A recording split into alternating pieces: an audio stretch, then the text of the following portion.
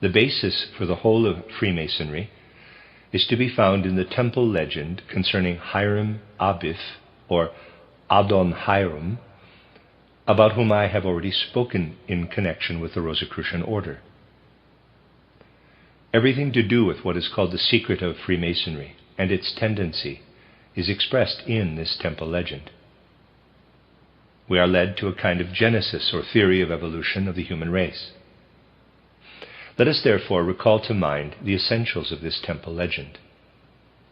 One of the Elohim united himself with Eve, and out of this union of a divine creative spirit with Eve, Cain was born. Then another of the Elohim, Jehovah or Adonai, created Adam, who is to be regarded as the primal man of the third root race. This Adam then united himself with Eve, and from this union Abel was born. Thus, at the outset of human evolution, there are two starting points. Cain, the direct descendant of one of the Elohim with Eve, and Abel, who with the help of the divinely created human being Adam, is the true representative of Jehovah.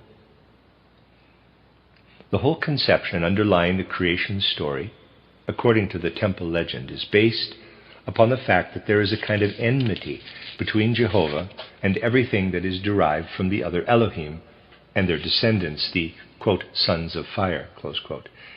This being the designation of the descendants of Cain, according to the temple legend. Jehovah creates enmity between Cain and his race and Abel and his race. The outcome of this was that Cain slew Abel. That is the archenemy, which exists between those who receive their existence from the divine worlds and those who work out everything for themselves.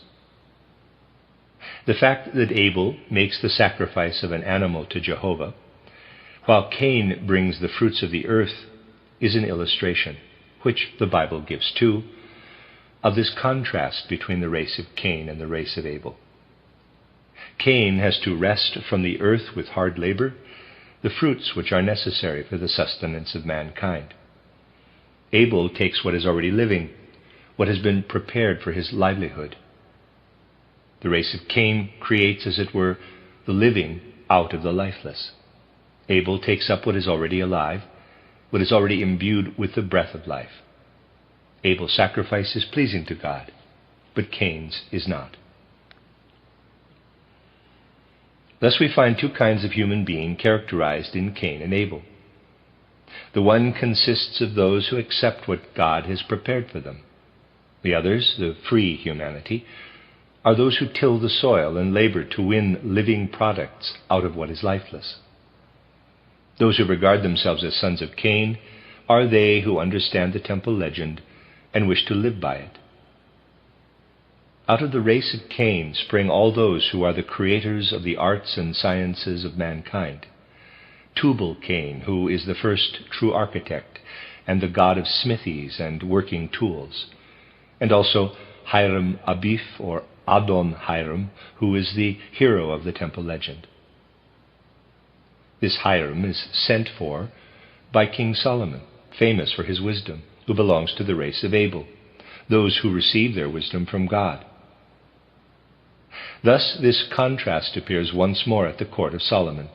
Solomon the wise and Hiram the independent worker, who has achieved his wisdom through human striving. Solomon called to his court Balkis, the queen of Sheba, and when she arrived, her impression of him was of a statue made of gold and precious stones. It was as though she were looking at a monument bestowed on mankind by the gods. As she gazed in wonderment at the great temple of Solomon, her desire was to meet the architect of this wonderful building, and her wish was fulfilled. Merely through a single glance which the architect cast on her, she was able to appreciate his true worth. Solomon was immediately seized by a kind of jealousy of Hiram. This grew as Balkis demanded that all the workers engaged in the building of the temple should be presented to her.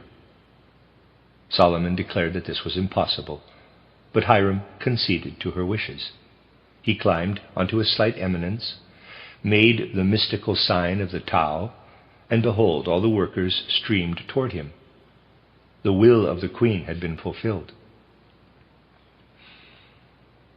Because of this, Solomon is disinclined to oppose the enemies of Hiram and to stand out against them. A Syrian stonemason, a Phoenician carpenter, and a Jewish miner were antagonistic toward Hiram. These three fellow craftsmen had been totally denied the master word by Hiram Abiff. The master word is that which would have enabled them to work independently as master builders. The master word is a secret that is imparted only to those who have made the grade. Therefore they came to the decision to do Hiram some harm. The opportunity for this came about as Hiram Abiff was about to fulfill his masterpiece, the casting of the molten sea. The movement of the waters was to be held fast in form. The surging sea was to be preserved alive, artistically, in a rigid form. That is the point. The three apprentices conspired to make the casting in such a way that instead of flowing into the mold, it would flow out over the surroundings. Hiram tried to arrest the flow of the fiery mass by throwing water over it, but this caused the metal to spray up into the air and descend again with great force in a rain of fire. Hiram was powerless to do anything. But suddenly a voice called out to him, "Hiram, Hiram, Hiram." He was ordered by the voice to plunge into the sea of fire.